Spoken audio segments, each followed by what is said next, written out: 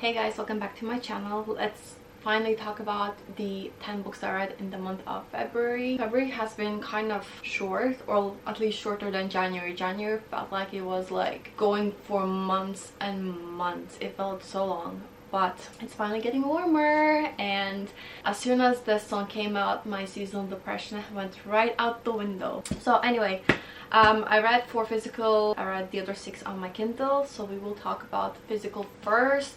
So you know what, let's start with Iron Flame and Onyx Storm. And I feel like Onyx Storm really took over the end of January, and everyone went absolutely crazy for Onyx Storm. After reading Fourth Wing back in 2023, was it when it came out? Yeah, that feels so long ago.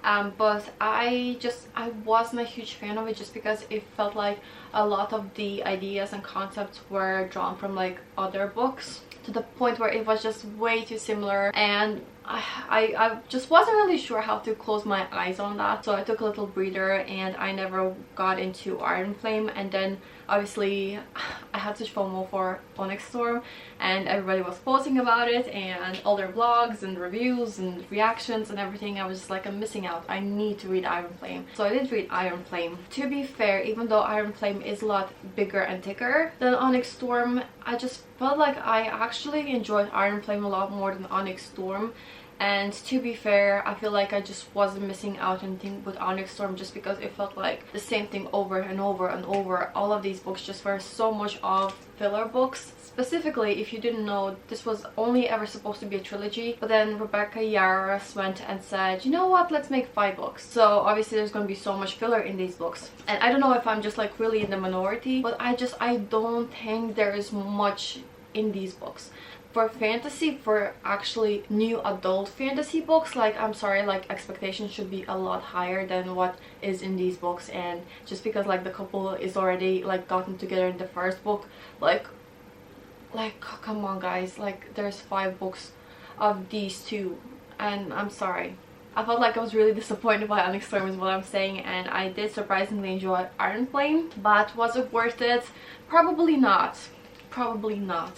Okay, then let's start with The Fabric of Our Soul, which is really surprisingly, I really enjoy this one. This one is supposed to be sad, but not like overly like forcing you with all the sad things. If you ever read some of the sad books, right, the authors sometimes just go out above and beyond to make the books really sad. It's like one after another thing, like supposed to be like really sad. This one didn't feel like that. As you can see, I actually related kind of to the characters, and I think it was actually a really good book. It's definitely one of those sad books that I would recommend, and it's definitely right up there in my god tier sad books. Did I cry? I didn't, but I did tear up at one tiny little thing that was said there at the end, and I was just like, it kind of took me by surprise because I did not expect that to happen. Other than that, I really enjoyed this one, and I'm definitely excited to get to the other KM Moronova books on her backlog, so I'm definitely impressed, I will say that. And it's basically literally about this girl who tries to unalive herself, and she ends up in the hospital,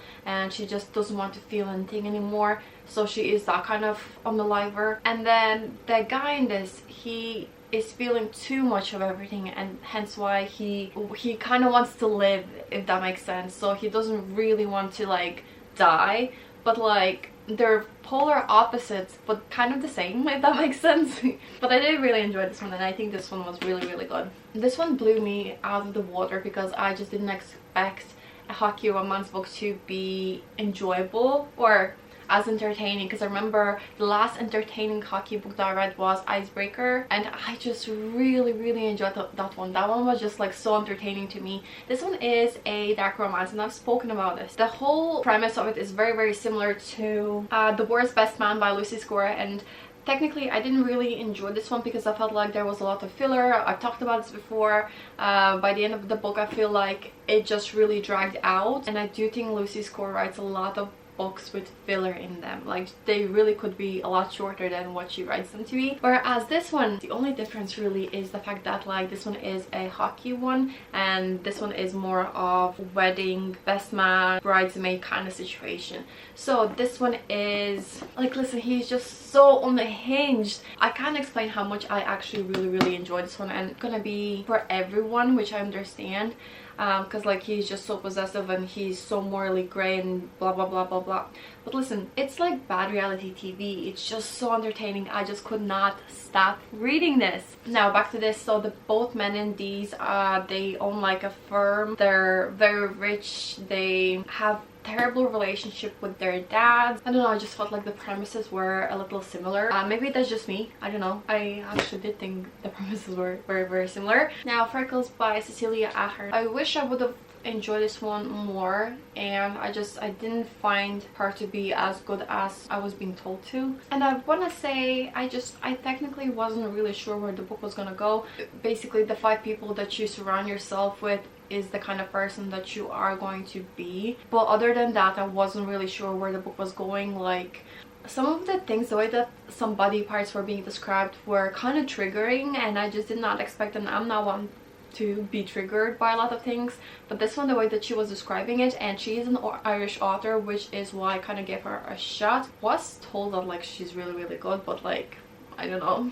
No one saw a thing. I felt like this was like really predictable. Yeah, for someone who doesn't read mystery or thriller books, this probably wouldn't have been as predictable, but like for someone who, you know, watches a lot of like TV shows and just like a lot of like criminal aspects, this was like very predictable. The other thing that really frustrated me about this one was how much of the mother whose child had disappeared was, because like we get it, like you're in distress, you're frantic, but like as a reader, to keep reading that over and over and over and over again, it really frustrated me, and that kind of put me out the book.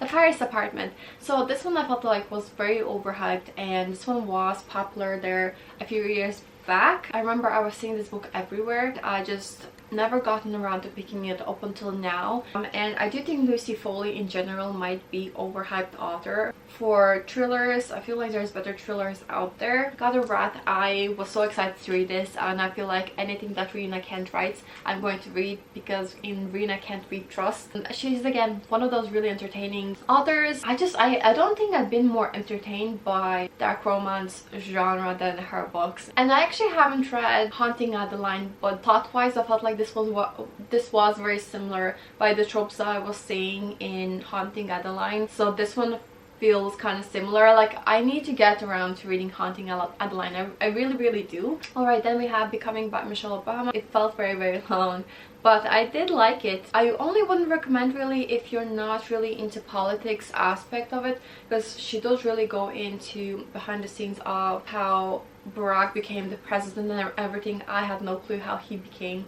Obviously I was a lot younger back then, and I just wasn't really that much into politics or anything.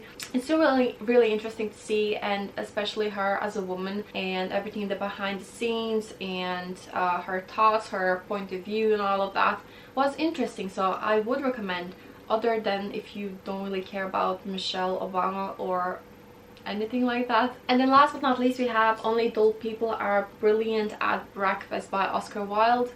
I think if I met Oscar Wilde, I definitely would have become in love with him, because the way that he was putting his thoughts into this, it really felt like poetry. Well, not poetry, it felt more like Twitter, because he puts a lot of thoughts. Some of them were very thought-provoking, some of them were very random. It really did feel in a way like Twitter. Yeah, I just did not expect it to be in that kind of format. I actually did enjoy this one, especially for someone who does like poetry and random thoughts and everything. So yeah, these are the 10 books I read in the month of February. Let me know if you've read any of these and what were your thoughts. Do we have the same ones or do you not agree? But yeah, I'll see you in the next one. Bye.